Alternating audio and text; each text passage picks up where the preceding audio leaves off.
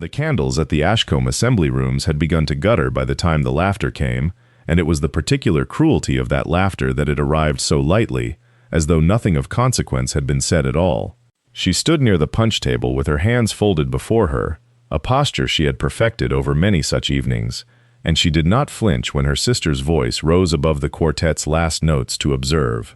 To the room, to the chaperones fanning themselves near the windows, to anyone who cared to listen, that no man of sense would choose plainness over polish, and that some flowers, however hard they tried, were only ever meant to stand beside the bloom, never to be picked themselves.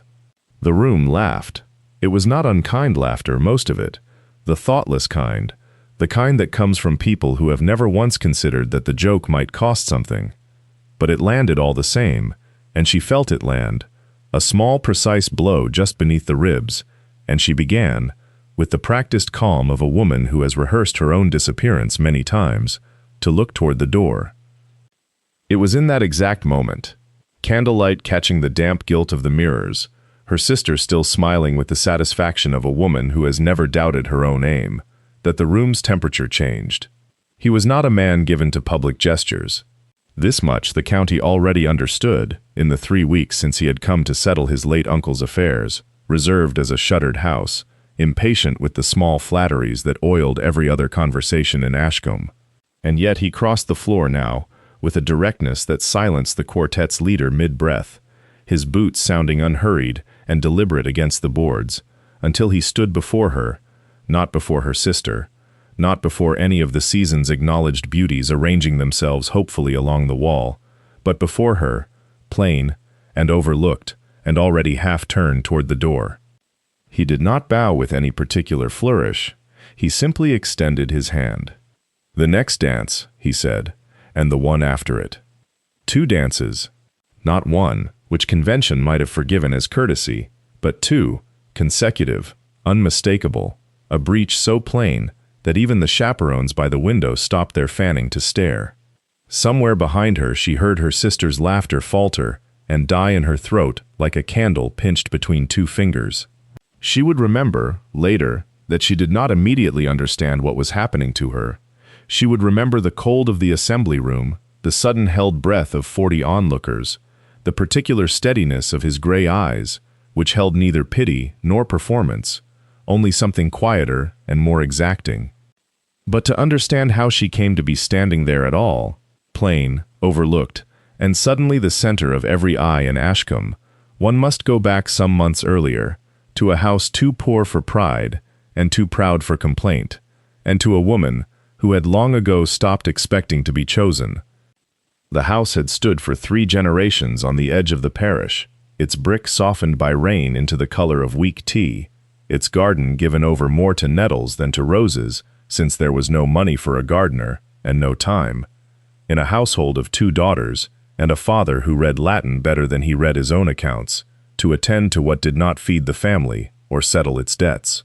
It was into this house, some months before the Michaelmas assembly, that she had risen each morning at 6, when the light through her window was the color of skimmed milk, to descend to her father's study and begin the day's true labor. The parish ledgers had come to her at 14, not by appointment but by default. Her father, gentle and scholarly and hopeless with figures, had simply stopped fighting the columns one autumn and left them where they lay, and she, finding the disorder unbearable in the particular way that some minds cannot abide an unbalanced sum, had taken up the pen herself. She had learned the parish's births and burials, its tithes and its arrears, its small dishonesties and smaller kindnesses, before she had learned to dance a proper quadrille. Her fingers, by 17, knew the weight of good vellum against poor, the smell of iron gall ink gone brown with age, the particular ache of holding a quill steady through a long column of figures by candlelight while the rest of the house slept. It was not a glamorous mastery. No one in Ashcombe had ever complimented her upon it as they complimented her sister's complexion or her sister's laugh, which rang out over the assembly rooms of 3 counties like a bell that never seemed to tire of its own sound. She had grown up in the particular shade cast by a beautiful sister, not a cruel shade, always, for there had been kindnesses between them once, in childhood, Before beauty had hardened into a kind of currency, Louisa learned early to spend. But shade it remained, and she had learned within it the discipline of expecting little, of making herself small and steady and useful, the way a well-kept ledger is useful, necessary, unremarked, opened only when something has gone wrong elsewhere. She did not resent the work. It was, she sometimes thought, the only thing in the house that answered honestly to her attention. A column either balanced or it did not, and no amount of charm could persuade a figure to be other than it was. There was a kind of dignity in that honesty, cold as it could be on the January mornings when her fingers cracked with chilblains over her father's accounts, and she had come, without quite admitting it to herself, to prefer the company of old ledgers to the company of drawing rooms, where her worth was measured by a different and less forgiving arithmetic altogether. The cottage at that hour held the particular chill of September mornings that had not yet decided whether they belonged to summer or to the season coming after it.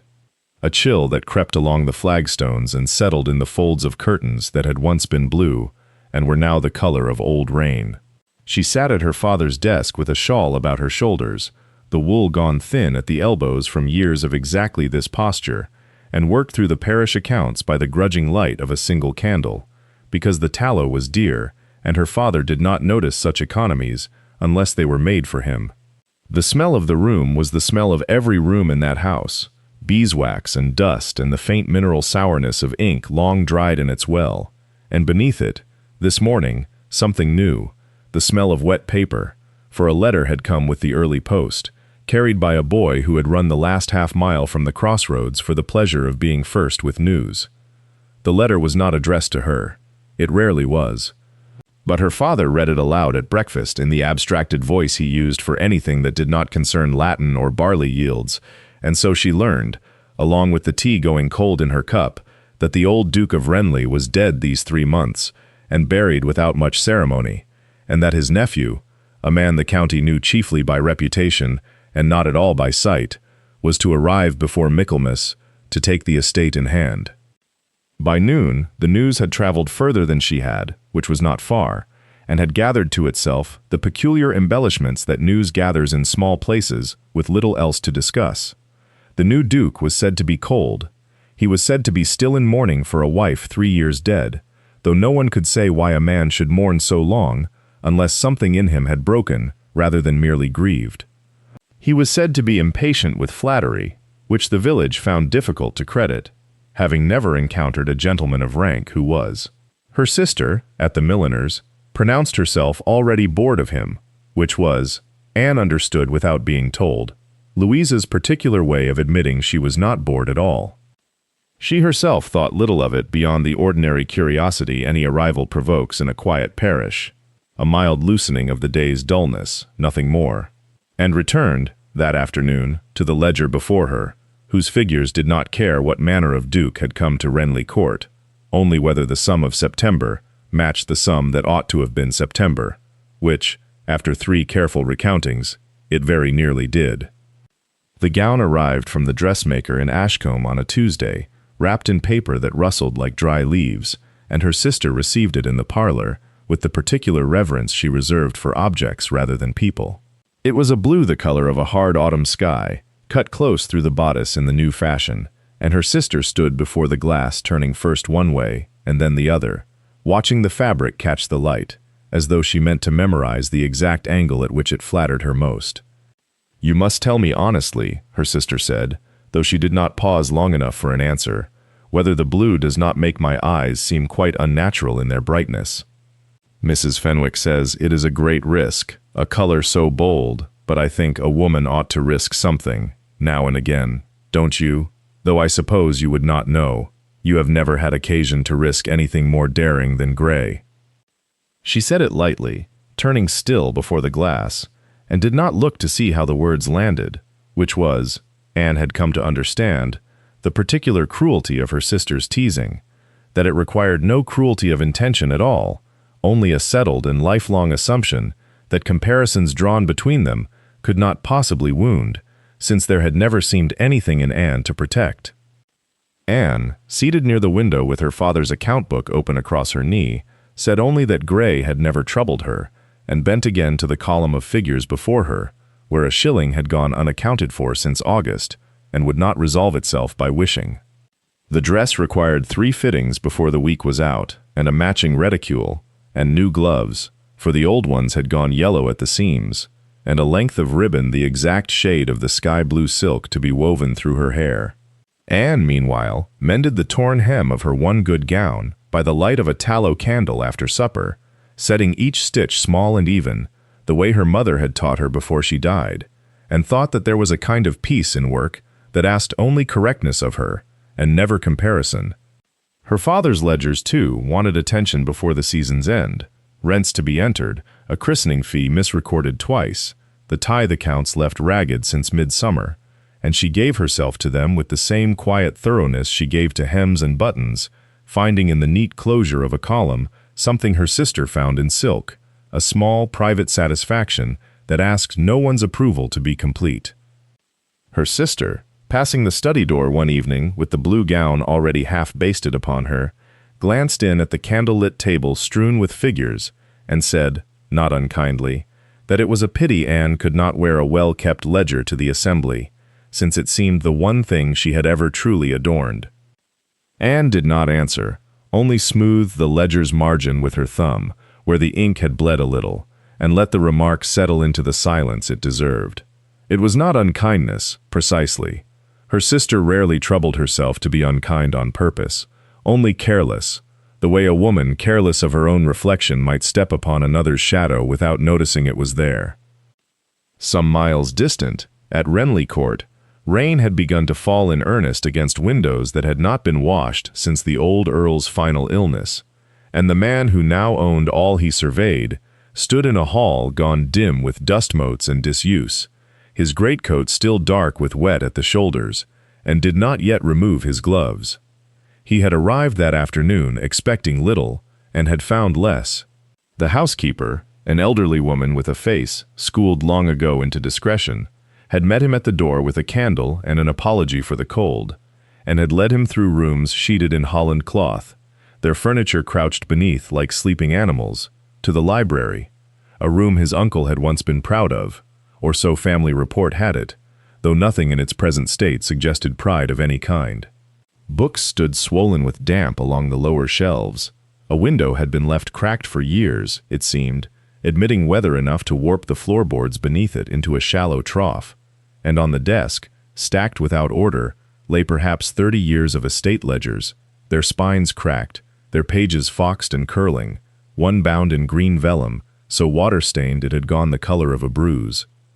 He lifted this one and opened it, and found the ink within faded to a ghost of itself, whole years of rents and repairs rendered nearly illegible, and felt, not grief exactly, for he had never loved his uncle, had scarcely known him, but something adjacent to grief, the particular loneliness of inheriting a life he had not asked for and could not now decline.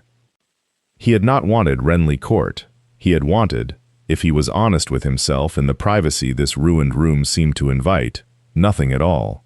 No house, no title beyond the one duty had already fixed upon him, no rooms to fill with a wife's laughter that would not come again.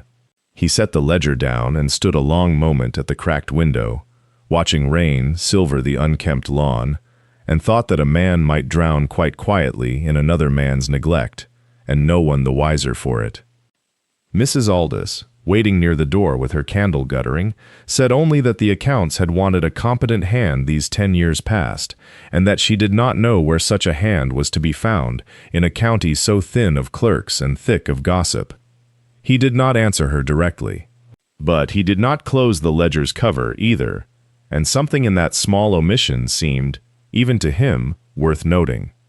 The word, once loosed, traveled the way water travels through a parched field, not swiftly, but finding every low place until the whole ground was damp with it. It began, as such things do, in a kitchen, a housekeeper's remark to a carter, a carter's remark to a girl at the mill, and by the second Sunday it had reached the vicarage in the mouth of the sexton's wife, who delivered it between the porch and the vestry door with the particular relish of a woman glad to be first with news. The Duke of Renly, she said, wanted a person of sense to set his uncle's papers in order, someone who could read a column of figures without weeping over the state of it, someone the county might vouch for. The vicar received this intelligence as he received most intelligence, with a mild, abstracted courtesy that gave no immediate sign of having heard it at all. He was, at that hour, occupied with a sermon on stewardship that would not resolve itself into fewer than 40 minutes, and the affairs of a duke he had met exactly twice seemed to him a matter for other men to settle. But the sexton's wife was patient, and repeated herself, and by the third repetition, the word ledger had lodged somewhere behind his spectacles and would not be dislodged. He thought of his own shelves. He thought, with the specific guilt of a man who loves his daughter without quite noticing the shape of her days, of the quiet industry that had kept his own parish accounts from ruin these dozen years. Industry he had accepted the way one accepts good weather, gratefully and without inquiry into its source. He did not think of her immediately in connection with the Duke. That leap, when it came sideways, offered by his housekeeper over the washing up, in the flat voice of a woman, stating the obvious to a man too learned to see it. "Miss Anne keeps books better than any clerk in Ashcombe," she said, "and no house to keep her from it now, the harvest's in." The vicar considered this the way he considered most propositions, slowly, turning it for flaws, finding none he could name aloud. He did not think of dukes and daughters in the same sentence as marriage. Such thoughts belonged to other fathers, fathers with beauties to dispose of. He thought only, practically, that a man in difficulty had asked for competence, and that competence, in his own house, answered to a name too often overlooked to be first offered. He wrote the letter that evening, in his careful clerical hand, recommending his younger daughter, not effusively, for effusiveness was not in his nature, but plainly, the way one recommends a good horse or a sound roof. He sealed it before he could reconsider the presumption of it, and gave it to the boy for Renly Court before the ink had properly dried, unaware that he had just set in motion the one alteration to his household he could never have engineered by design. The evening of the Michaelmas assembly arrived, as such evenings always did in that country parish, with more fuss than the occasion strictly warranted, and less certainty than anyone would admit. Rain had begun before supper, a fine persistent rain that beaded on the parlor windows and made the candle flames gutter each time the door was opened, and by the time the family gathered in the hall to dress, the whole house smelled of damp wool and heated iron. Her sister dressed first, as was custom, and dressed longest, as was also custom. The silk she wore had been sent for from Bath at some expense the household could ill afford, a blue that caught the candlelight and held it, and her hair was dressed by their mother's own hand with a care that bordered on reverence. She turned before the glass twice, 3 times, each turn drawing a small sound of approval from their mother, who stood with her hands clasped as though in prayer at an altar not entirely secular. For the younger daughter there was less ceremony. Her gown was the gray one, turned twice already at the hem, softened by washing into something closer to the color of rain than of any fashionable shade. She fastened it herself, standing before the small spotted mirror in the room she had occupied since childhood, and if she noted the plainness of the fabric against her sister's silk, she gave no sign of it, only smoothed the front of the bodice once, with the flat of her palm, the way she smoothed the pages of a difficult ledger before beginning the sums. Their mother came to the door at last, anxious in the particular way of mothers with one daughter certain and one daughter uncertain, and looked from one to the other with an expression that tried, not quite successfully, to divide itself equally. "You look very well," she said to the elder, and then, turning, added to the younger, "And you look very neat," which was, though no one remarked upon it, not entirely the same compliment. They walked to the assembly rooms rather than hire a chair, for the distance was short and the expense was not, and the rain had softened by then to little more than mist, silvering the cobbles of the market square and the dark windows of the shuttered shops. Their mother went between them, an arm through each, speaking in a low, hopeful voice of who might be present, who had lately come into the county, who might yet be persuaded to notice what deserved noticing. The younger daughter listened without answering, watching instead the lit windows of the assembly rooms grow larger ahead of them through the drifting damp, the sound of a country dance already carrying faintly into the wet street, and felt, as she always felt on such evenings, the particular quiet dread of a room she would enter unremarked, and leave, she assumed, exactly as she had entered it. The assembly rooms received them the way warm air receives cold hands, with a shock felt more keenly than any welcome. Candles burned in their dozens along the walls, their light catching in the facets of the chandeliers and scattering across the floor in restless gold, and the heat of so many bodies pressed close had already fogged the tall windows, so that the mist outside and the warmth within seemed to meet in a single trembling pane. A quartet played somewhere near the far end, half drowned by conversation, and the conversation itself rose and fell like something with a tide of its own, breaking now and again into laughter that had no single source but seemed to belong to the room entire. The elder sister was admired within the first 3 minutes, as she was admired within the first 3 minutes of every room she entered. A gentleman in a blue coat brought her ratafia before she had asked for it. 2 older ladies, sisters themselves, and famous for the sharpness of their opinions, pronounced her looking remarkably well, and said so twice, as though the observation improved with repetition. Someone called for a toast to the beauty of the county, half in jest and half not, and glasses were lifted, and she inclined her head with the particular grace of one long practiced in receiving what she believed she was owed. Her younger sister stood near the refreshment table, where the punch bowl had begun to lose its ice, and a plate of seed cake sat largely untouched, and found that she had become, within the same 3 minutes, entirely invisible. It was not unkindness precisely. No one turned from her. No one looked through her with deliberate cruelty. It was simply that the room's attention, like water, ran toward the lowest and most obvious channel, and she was not it. A matron she had known since childhood nodded to her, and moved on before the nod was finished. A young man she had once helped find his way through a difficult passage of Latin bowed slightly and then remembered urgent business at the far side of the room. She poured herself a small glass of the flattened punch and held it without drinking, watching the candlelight move along the ceiling beams, and thought, not for the first time, that there was a particular loneliness in being surrounded. Her mother, still hopeful, still hoping visibly, drifted toward a knot of acquaintance near the card tables, already speaking of prospects and connections in her low, urgent way, and did not look back to see where her younger daughter had settled. The music shifted into a new figure. Couples began to form along the floor with the practiced ease of people who had done this every autumn of their lives, and she watched them arrange themselves, the bright dresses, the careful bows, and told herself, as she always told herself, that she had not come to dance, only to be present, only to occupy her small share of the room's air, until it was decent to go home. It was then that her sister's voice rose above the general murmur, pitched just so, the way an actress pitches a line she has rehearsed until it sounds spontaneous. She had an audience, 3 officers, a widow fond of gossip, a young heiress newly arrived from Bath, and she had never in her life let an audience go unused. "Poor Anne," she said, and laughed as she said it, a bright, musical laugh that carried the way all her laughter carried, effortlessly, to every corner of a room, built for exactly that purpose. "She does so love to stand near the punch bowl and watch the rest of us make fools of ourselves."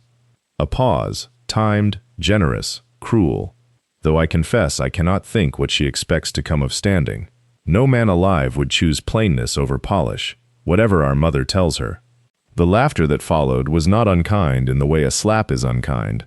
It was worse, being the easy, half-thoughtless laughter of people agreeing to something they had always privately believed, and were relieved, at last, to hear, said aloud.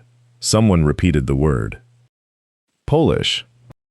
Under his breath, delighted with it, the heiress from Bath tittered behind her fan. Even the widow, who might have been expected to feel some pity, only smiled the smile of a woman glad the arrow had not been aimed at her. She did not turn scarlet. That was, perhaps, the private tragedy of it, that she had absorbed so many small unkindnesses over so many years that her body had learned not to betray the newest one. She felt the heat rise only as far as her collarbone, and stop there, contained, as though her skin itself had grown practiced at concealment. She set down the glass of punch she had not been drinking, carefully, so that it would not clatter and draw further attention, and began, with the same unhurried economy of movement she brought to a column of figures that would not balance, to make her way toward the door. She did not run. Running would have given the room a second performance, and she had resolved long ago never to give a room what it wanted twice. She walked past the card tables, past her mother, who was still speaking of prospects and did not see her pass, past the young man who had once needed help with his Latin and now needed, urgently, to examine the pattern of the wallpaper. The music continued. The dancers continued. Her sister, satisfied, had already turned back to her officers, already moving on to some new small cruelty, some new bright thing to say, the moment's triumph already folding itself into the larger and more permanent triumph of being, and always having been, the sister the room preferred. Anne reached the edge of the candlelight, where the warmth of the room gave way to the cooler air near the doorway, and there she stopped, not because she wished to stay, but because the door itself had not yet opened, and a man was standing directly in front of it. He was not tall in the way that commands a room by mere geometry, but he stood with the particular stillness of a man who had never in his life needed to make himself larger than he was.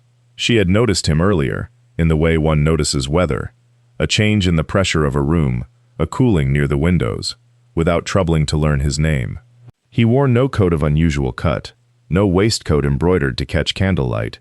He simply did not move as the rest of the room moved, and now he was not moving out of her way. "You are leaving," he said. It was not a question, and there was no accusation in it, only the same flat attention a man might bring to a ledger that did not add. "I am tired," she said, which was true, though not in the sense he would take it. He did not step aside. He looked at her the way she looked at a column of figures, not searching for beauty in it, but for whether it held together. "Will you dance with me?" The words themselves were unremarkable. It was the room's reaction to them that made the moment large.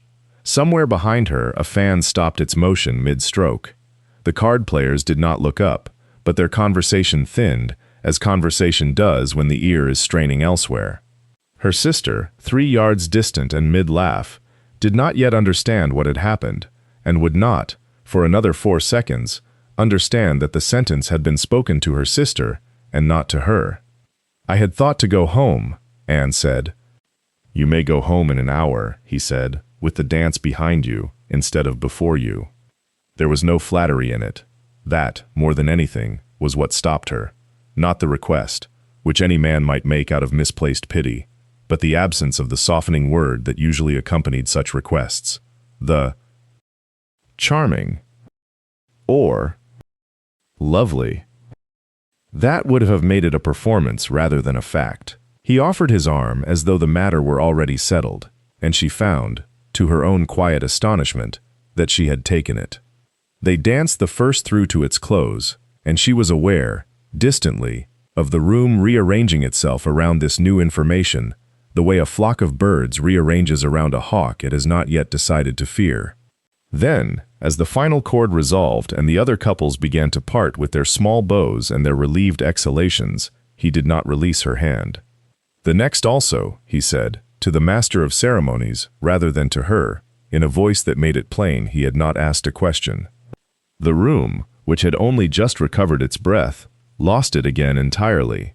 She had worn the gloves 3 seasons now, and the left one had begun to fray at the seam where the thumb met the palm, a small unraveling she had mended twice, with thread not quite the right shade of cream. His hand closed over that very seam as the second dance began, and she found herself absurdly grateful for the candlelight, which was kind to worn things, kind to darned lace and returned hems, kind to a woman who had learned to dress herself out of what remained, rather than what was wanted. He danced as a man does who has been taught the figures young and has never since had cause to think of them, each step placed with the unhurried precision of someone accustomed to being watched and indifferent to it. There was no showmanship in him. He did not incline his head to acknowledge the murmurs that followed them now like a low tide drawing back from the shore, that hiss and rustle of taffeta and fan that had, not a quarter hour before, carried her sister's laughter, and now carried something else entirely, a kind of stunned recalculation, as though the assembly were a ledger itself, and someone had just discovered an error in the sum that had stood unquestioned for years. She did not look at the faces. She had learned long ago the particular economy of not looking, of keeping the eyes on the middle distance, so that whatever passed across other people's expressions might pass without wounding her further. But she felt the room's attention, as one feels weather, a pressure against the skin, a change before the change is named. Where there had been titters, there was now a silence thick enough to set a foot down in, and beneath the silence, threading through it, the beginnings of something almost like awe, though she would not have called it that herself, not then, not with her hands still cold with fright inside its mended glove. He spoke only once more, midway through the second measure, and it was not to her but might as well have been. "You keep good time," he said, as if remarking on the weather, and she understood. It was the nearest thing to a compliment he permitted himself. Offered the way a man offers a fact he has verified, rather than a flattery he has invented. She answered nothing. There was nothing that would not have sounded, in that moment, either too grateful or too proud, and she had spent a lifetime learning to avoid both. When the second dance ended, he bowed, precisely, no lower and no higher than propriety demanded, and released her hand as though he had not, moments before, held it through a breach that would be discussed in 3 counties by Michaelmas fortnight's end. She curtsied. Somewhere near the punch table, she heard her sister's fan snap shut. The fan's snap carried further than its owner likely intended, a small sound made large by the room's held breath, and those nearest turned to see what expression it might have provoked. They found only a smile, quick, bright, admirably composed, the sort of smile that had, for years, done exactly what it was built to do. But something in it now sat wrong, like a picture hung a half-inch from level, noticeable only to those who had studied the wall before. The beauty of the county laughed at something someone said to her, laughed a fraction too soon, and reached for a glass of ratafia she did not drink.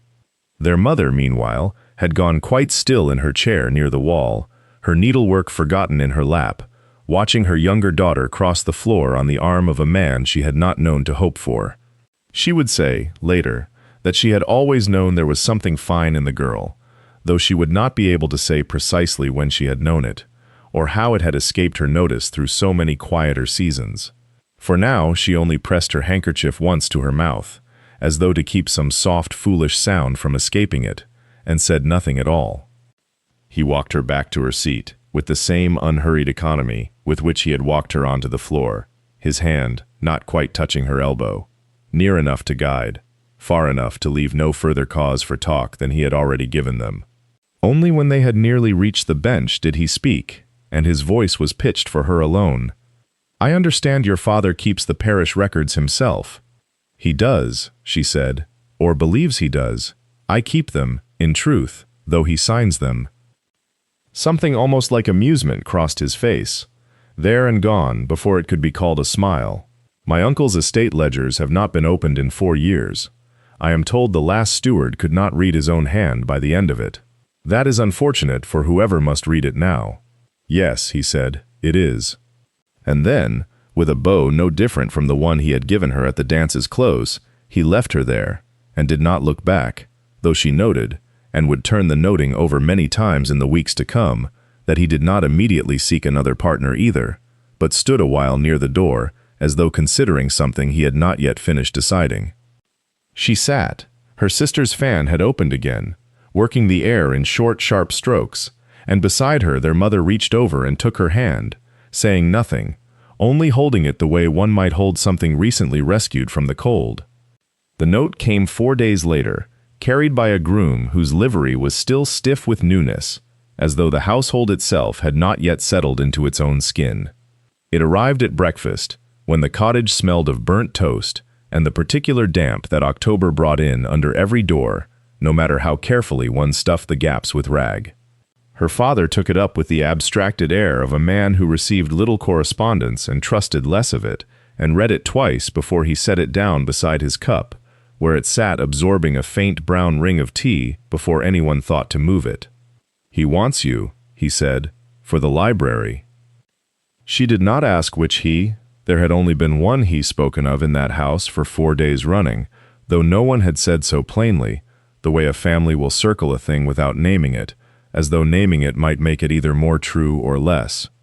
"He offers payment," her father went on, tapping the paper. Fair payment, for cataloging, the ledgers, the shelving, whatever disorder his uncle left behind. He looked at her over his spectacles, and she saw in his face the particular calculation of a man who loved his daughter and also owed the miller for the autumn flower, and could not, in honesty, afford to let pride do the choosing for him. "I have told the groom you will come Tuesday." He had not asked her. She noted this without resentment, only with the small, private clarity that came to her often now, of watching her own life arranged by other hands, and finding, this once, that she did not mind the arrangement. There were worse things than being needed for what she was actually good at. Her sister, buttering bread with more force than the task required, said nothing for a long moment, and then, cataloging, in the tone one might use for a word found distasteful on the tongue. "Someone must," their mother said mildly, and that was the whole of it. The matter settled the way small matters in that house were always settled, quietly, over cooling tea, with no one quite looking at anyone else.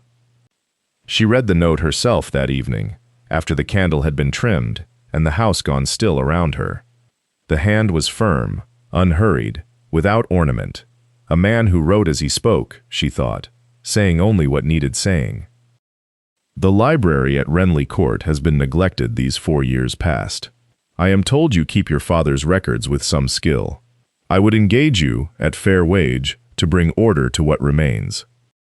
No flourish, no flattery, only the plain offer of work, as though she were a mason or a glazier called in to mend something broken, and this, she found, pleased her more than any compliment could have, that he had asked for her competence, and not once mentioned her face.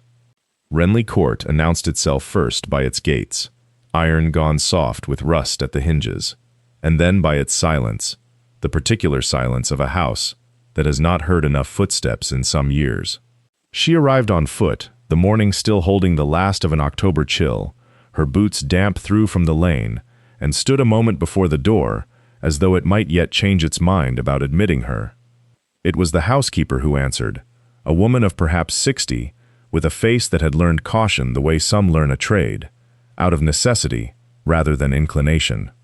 She looked at Anne's plain cloak, her plainer bonnet, the small case of tools she carried, penknife, paste, thread, the implements of mending rather than ornament, and something in her expression eased, fractionally, as though she had expected worse, and found instead something she recognized.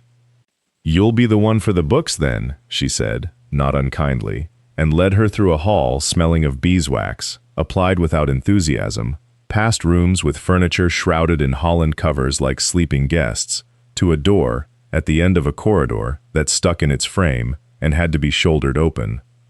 The library received them with the smell of old rain. It was not a small room, and once it had plainly been a fine one, shelves rising to a coved ceiling, a case of tall windows facing north, a reading table long enough to seat a family. But the roof above had failed some winter past, and no one had troubled to mend it properly, only patched it in the careless way of houses left too long without a master's eye, so that damp had come in and settled again, until whole shelves had buckled, and the floor beneath one window showed a pale ring of old water like a scar. "His lordship's uncle kept cats in here the last 2 years of his life," the housekeeper said, by way of explanation for a smell that was not entirely damp, and did not elaborate further. Anne moved among the ruins slowly, the way one moves through a room where something has died, touching spines swollen soft as bread, lifting a volume only to have its cover come away whole in her hand. It was in the lowest shelf, half buried beneath a fallen stack of estate papers gone the color of weak tea, that she found it, a ledger bound in green vellum, cracked now along the spine into a pattern like dry riverbed, its cover stained dark, where water had crept in and been left to dry unattended. She opened it with care, the way one opens something that has already suffered enough, and saw a date inked across the flyleaf in a hand steadier than her own would ever be. 1789. She sat with it a long moment, the housekeeper watching from the doorway with her arms folded, saying nothing yet, though something in her stillness suggested she was already revising an opinion. She did not mend it that first day. She only read it, cover to cover, the way one reads a letter from a stranger who has died, noting the hand that had kept it faithfully through 1789 and 1790, and the second hand, hastier and less certain, that had taken over some time after, dropping columns, forgetting totals, until by 1793 the entries thinned to a scrawl and then to nothing at all. She said none of this aloud. She only asked, the following morning, for a table near the window, and for ink, and for 3 days' patience, and began. The work suited her the way certain work suits certain hands. She unpicked the ruined binding thread by thread, laid the swollen pages to dry between blotting sheets weighted with smooth stones from the drive, and copied out the salvageable columns onto fresh paper in her own small, upright script, cross-checking sums against the household books that had survived the damp, correcting a rent misattributed here, a tenant's name misspelled there, restoring order the way one restores a garden gone to weed, not by force but by attention. He came to the doorway more than once during those visits and did not enter. She was aware of him the way one is aware of weather changing outside a window, a lengthening of shadow, a stillness in the passage where before there had been the ordinary business of the house. He watched her work, without offering to help, and without asking why she had taken such care over a dead man's cats-and-damp inheritance, and she did not turn to explain herself, because there was nothing in the doing of a thing well that required an audience. Mrs. Aldous, however, required no such restraint. "He has stood in that doorway longer than he stood in his own uncle's sick room," she observed one afternoon, setting down a tray of tea that had, as ever, gone half cold before anyone thought to drink it. Anne did not look up from the column she was totaling. "Perhaps the ledgers are more agreeable company," she said, and the housekeeper made a sound that was not quite a laugh, and left the tray, and did not press further, though her eyes lingered on the doorway a moment before she went. By the second week, the 1789 volume stood rebound in its own cracked cover, the vellum cleaned and softened with care, its pages restored to their proper order, its columns closed and correct for the first time in perhaps 40 years. Anne set it upright on the shelf where she had found it, though it no longer belonged among ruin, and stood back to look at it the way one looks at something finished, with a satisfaction too quiet to name, and no notion yet of what it would come to mean, held out to her one cold afternoon, still some weeks distant. The steward came on a Thursday, with the particular briskness of a man who has never once been mistaken and does not intend to begin believing it now. He carried the tenant ledgers under his arm, like a soldier carries arms he has no intention of laying down, and he set them upon the library table with a firmness that suggested the matter was already closed. "There is an error in the Michaelmas rents," he said, addressing the room rather than her, though she was the only one in it. "The Hollis account has been altered. I must ask that it be returned to its original figures." She had expected this. She had, in fact, prepared for it 3 days before, when she first found the discrepancy. £6 carried forward incorrectly from a column that did not sum as it ought, an error some clerk had made a decade past, and every clerk since had simply copied without checking, the way a mistake left long enough begins to wear the look of truth. "The original figures are incorrect," she said, quite calmly, and drew out the receipts she had kept folded beneath the ledger for precisely this purpose, the tenant's own quarterly payments, dated and initialed, which did not match the sum the steward wished restored. He looked at the papers the way a man looks at an insect that has landed uninvited upon his sleeve. "A woman's arithmetic," he said, "is not always equal to a steward's experience." It was said lightly, almost kindly, which made it worse. She did not raise her voice. She had learned long ago that raising one's voice was a luxury afforded only to those already believed.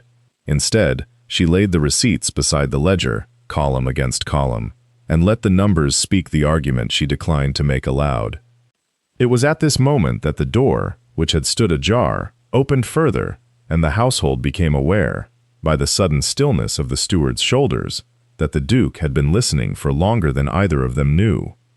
"Show me," he said, and crossed to the table, and bent over the receipts with the same unhurried attention he gave to a horse's gait or a tenant's complaint, as though the truth of a thing were always worth the minute it cost to find it. He straightened after a long moment. "The lady is correct," he said, to the room, to the steward, to no one who might mistake his meaning. "The account will be corrected as she has set it down." The steward's face performed several things in quick succession before settling, at last, on a stiff and wordless bow. Anne did not smile. She had not done this to be thanked. But when the room had emptied, and the ledger lay open between them, she found the Duke had not yet moved to leave, and was regarding the corrected column with an attention that had, she thought, very little left to do with arithmetic. The steward's footsteps had long since faded from the passage, and still he did not go. The library at that hour kept a different character than by day, the shelves receding into shadow, the fire settling into a low, orange conversation with itself, and the smell of tallow and old paper thickening the air, until it seemed a substance one might touch. She had returned to the ledger not from duty but from habit, the pen finding its way back into her hand the way another woman's might find a needle, and he had drawn a chair nearer the desk without asking leave, as though the asking had already been settled somewhere between them. "You correct accounts the way a surgeon sets bone," he said, without flinching, and without explaining why it hurts. "It rarely hurts anyone but the steward's pride," she said, "and that mends faster than bone." He almost smiled. She had begun, in these weeks, to know the shape his almost smiles took, the small movement at the corner of his mouth that arrived and was gone before it could be called an expression at all. The silence that followed was not uncomfortable. It was the silence of two people who had stopped performing for one another some time before either had noticed the performance had ended. "Your father," he said at last, not as a question, but as a door left open for her to walk through or not, as she chose. She did not choose to shrink from it. "He does not sleep well," she said, "and the damp in the parsonage has settled into his chest since Michaelmas. Dr. Price says it is nothing urgent." She turned a page that did not need turning. "Dr. Price says a great many things are nothing urgent, until they are." "And the parish?" "The living pays what it has always paid, which was never quite enough, and is less than enough now." She said it plainly, the way she had learned to say the true things, without inflection, so that no one might mistake accuracy for appeal. "I do not tell you this so that you might feel sorry for us, Your Grace. I tell you because you asked, and I have found I no longer have the patience to answer questions with less than the truth." He was quiet a moment, watching the fire rather than her, which she had come to understand was his particular courtesy. He looked away when a thing mattered too much to be looked at directly. "Grief does that," he said, "strips away the patience for anything but truth. I have not been able to abide a false word since my wife died. 3 years, and I still cannot sit through an hour of pleasant lying without wanting to leave the room." "And yet you sit through mine," she said, "which is not pleasant at all." "No," he agreed, "it is not pleasant." He looked at her then, fully, in the way he so rarely allowed himself. "It is only true. I find I have grown rather fond of the difference." The fire cracked and settled. Neither of them moved to mend it. The news reached Renly Court the way most news reached Renly Court, sideways, through the kitchen, carried up by the girl who scoured the pots and had a cousin in service at the Whitmore house. Mrs. Aldous related at breakfast with the careful blankness of a woman who has decided not to enjoy something she cannot help but enjoy a little. The officer, it seemed, had found a match with better acres attached to it, a merchant's daughter from Bath, thick about the ankles, by all accounts, but thicker still about the purse. And he had written his release from the engagement in 4 lines that did not trouble themselves with apology. 4 lines, Mrs. Aldous said again, as if the number itself were the cruelty. After all that showing of her about at the Harlows and the Fitzwilliams, where she wore the blue and everyone said how well they suited. Anne said nothing for a moment, turning the teapot's handle so that it faced her properly. She found she could not summon the satisfaction she might once have reached for without shame, and could not summon shame either, only a kind of tiredness, as though the news had arrived already spent of its power to move her. "She will feel it badly," she said at last. She felt it badly when she gave it to others, Mrs. Aldous answered, not unkindly, only plainly, the way a woman speaks who has watched 40 years of village weather without expecting the sky to apologize for rain. The particulars, when they came, and they came, as particulars always did in a parish that size, were uglier than the shape of the thing alone. The officer had been overheard at an inn in Ashcombe, remarking that Miss Whitmore was handsome enough, but had grown tiresome with her certainty of being chosen, as though loveliness were a debt owed, rather than a grace given, and a man tired of paying it. He had not troubled to say this quietly. Within a week it had traveled the length of 3 parishes, gathering unkind embellishment as it went, until the story told at the Ashcombe Assembly Rooms bore only a passing resemblance to whatever had actually been said in whatever actual room. Anne thought of her sister receiving this, not the letter alone, but the town's slow, delighted absorption of it, the same rooms that had laughed with Louisa now laughing, more quietly and more thoroughly, at her. She did not write. She considered it twice, sat with pen in hand once, and each time found she had nothing to offer that would not sound like triumph dressed as sympathy, or sympathy too thin to survive the dressing. Instead, she went on with the ledger, the green vellum warm now under her hands from handling, its corrected columns marching down the page in her own small, patient script, and told herself that some doors were not hers to open until she was asked, and that Louisa had never, in all the years of her life, asked Anne for anything at all. Their mother came to her on a Tuesday, in the hour before supper, with the particular quiet that in that household had always meant a request too large to be spoken plainly.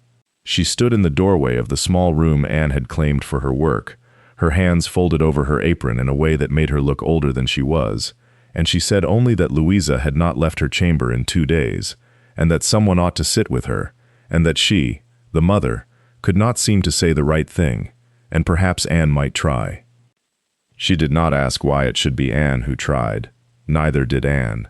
She found her sister sitting upright against the pillows with the curtains half drawn, her hair unbound and unbrushed, which alone was enough to tell the whole history of the past 2 days, for Louisa had never in her life allowed her hair to go unbrushed for want of caring.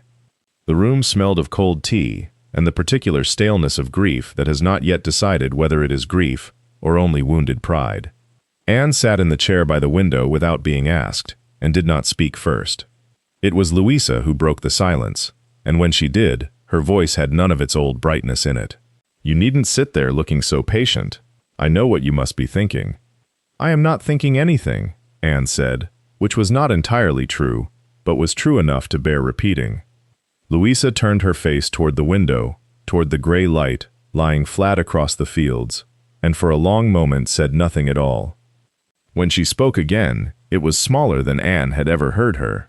"I used to think it would be easier if it happened to you, that you would know how to bear it, having had the practice." She stopped, as though she had heard herself, and did not care for the sound. "That was unkind of me. I see that now, sitting here." Anne did not say that she had noticed.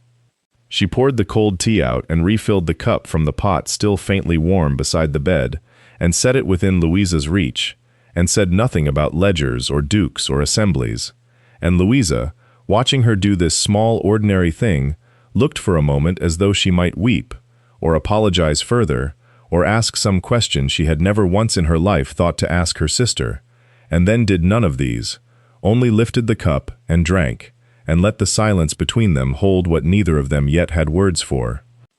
It was 3 days after that quiet exchange over the teacup that the Duke's carriage appeared for the first time, not at the gates of the great house, but at the low stone wall of the Whitmore cottage, its wheels loud on the frost-hardened lane, its arrival unannounced by any note sent ahead. He came, he said, upon a matter concerning the parish tithe records, which he understood her father to have some knowledge of, and which he thought better discussed in person than by letter. It was a thin excuse, and he did not trouble to make it thicker. He sat in the low-beamed parlor with his hat upon his knee, drinking tea from a chipped cup without remark, and stayed the better part of an hour discussing nothing that could not have been settled in 5 minutes by any competent clerk. He came again the following week, and the week after that, each time with some fragment of business thinner than the last.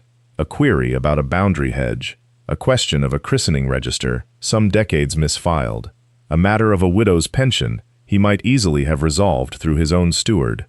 Anne's father, delighted by the company of a man who listened to his theories on Roman roads with genuine patience, saw nothing in it but good fortune. Anne saw more, and said less, and went on quietly mending whatever was placed before her, aware always of the particular quality of the silence that fell when the Duke watched her work rather than spoke. The village, which missed very little, began to speak of it within a fortnight, not unkindly now, as it had once spoken of her, not in the register of the assembly room, where laughter had done its cutting, but in the softer currency of curiosity exchanged over garden walls and shop counters. The blacksmith's wife remarked to the millers that a duke did not ride 3 miles in the rain to discuss a hedge. The rector's housekeeper, calling upon Mrs. Whitmore's neighbor, allowed that Miss Anne had always been the sensible one, whatever some persons chose to say of her, and looked pointedly toward the Whitmore chimney as she said it. Anne heard these things second-hand, filtered through her mother's pleased reporting, and felt them settle in her chest, not as vindication exactly, but as something quieter and stranger, the sensation of being seen by people who had for years looked past her toward her sister's brightness without troubling to look further. She did not permit herself to name what she hoped for. She only noted, each time his carriage came into view along the lane, that she had begun, without deciding to listen for the particular sound of its wheels above all others. It was on a Tuesday, with the rain coming sideways against the still-room windows and the fire smoking a little for want of proper draught, that Mrs. Aldous set down her tray of dried lavender and drew a chair nearer the table where the 1789 ledger lay open under Anne's hands, its green vellum darkened at the corners where old water had once crept in and where new thread now held the pages fast. "You've a steady grip with a needle and glue pot, Miss Whitmore," the housekeeper said, "steadier than most young ladies trouble themselves to have." Anne murmured something modest, her attention on the binding, and did not look up until the older woman's silence stretched a beat too long to be idle.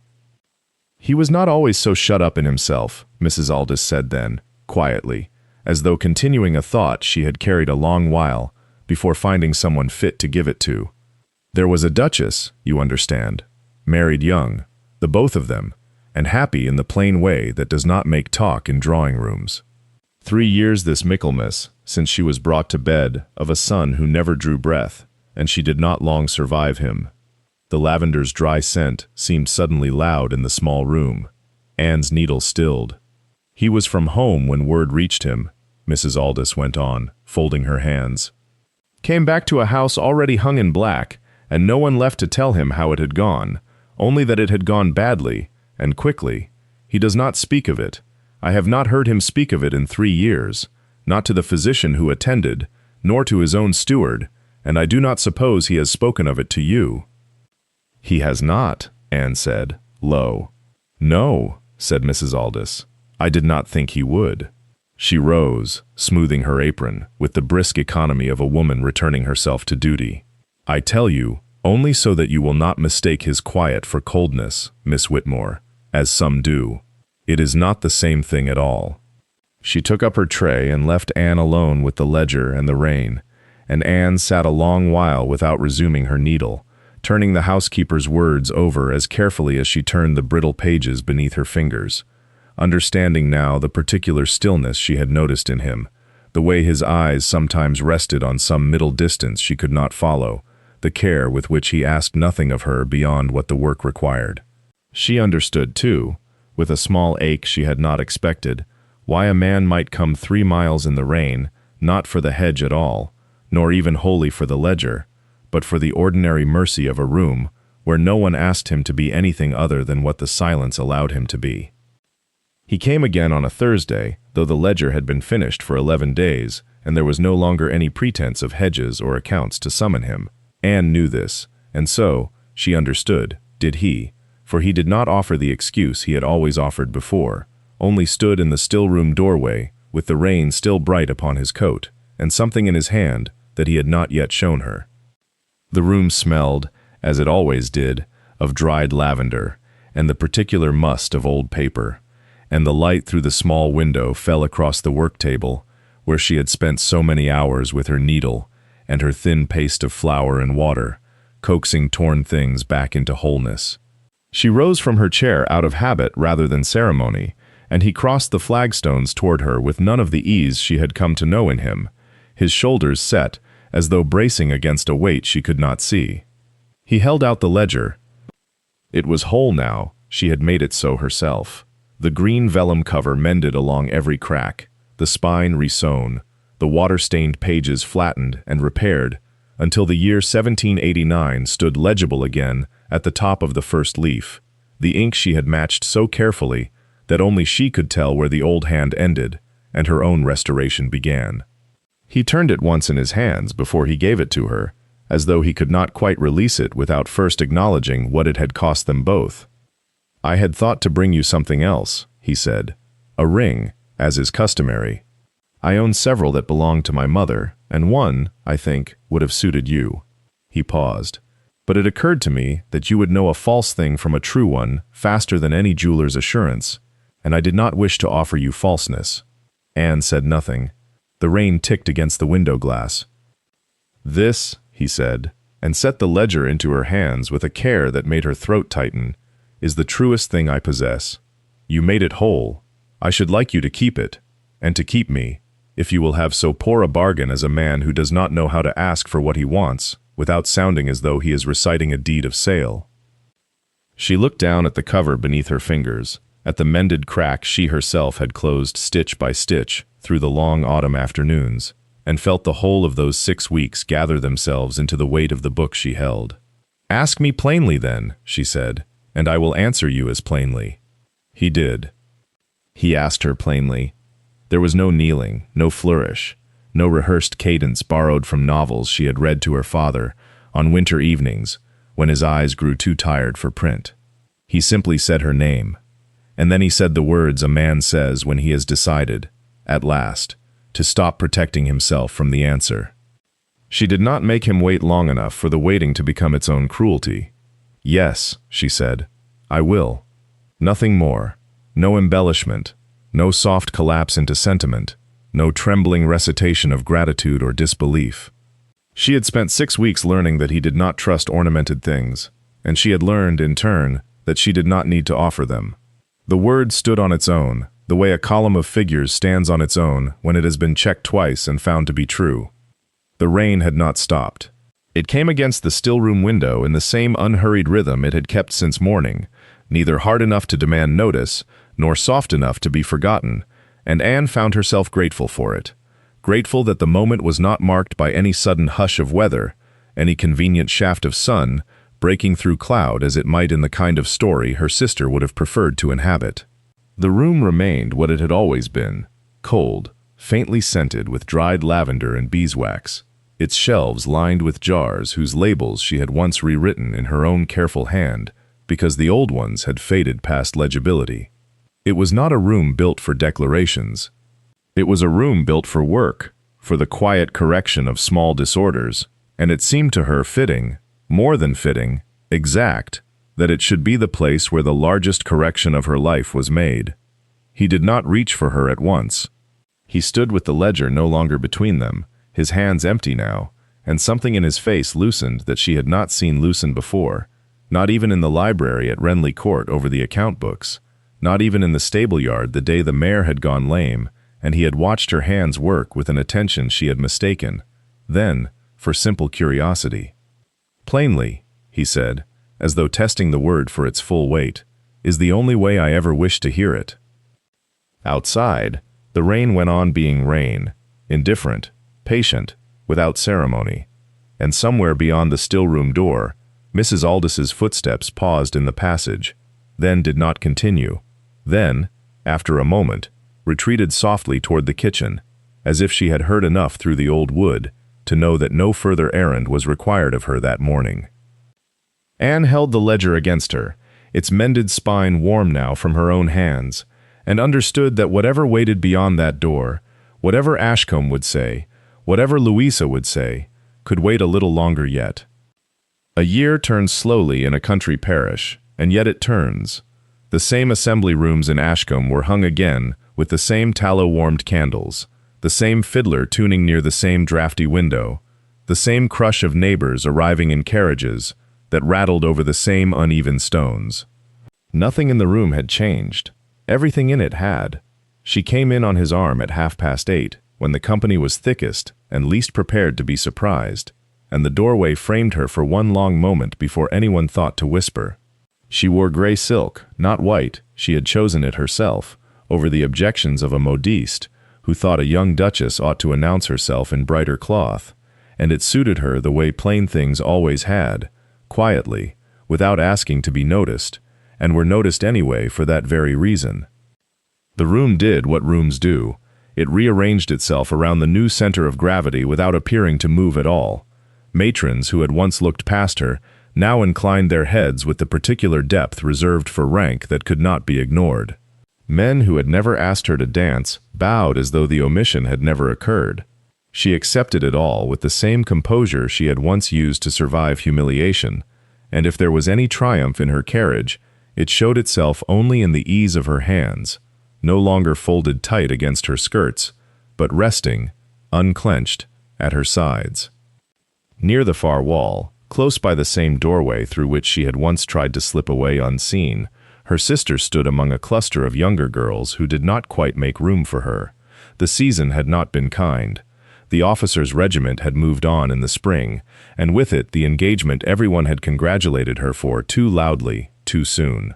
She wore blue, and it no longer caught the candlelight the way it once had, or perhaps the candlelight had simply learned, over the year, where else to fall. She watched the doorway a long moment, her face arranged into the polite blankness of a woman who has decided not to be seen watching, and said nothing to anyone standing near her. The Duke did not lead his wife directly onto the floor. He paused instead beside the refreshment table, where a chipped cup of tea sat cooling, untouched, exactly as such cups always had in that room, and he glanced at her with the private amusement of a man who remembers everything. Then the fiddler began, and he offered his hand, not for 2 dances this time, but for the whole of the evening, without needing to break a single rule to prove it. And she took it, and the room, at last, stopped mattering to either of them at all.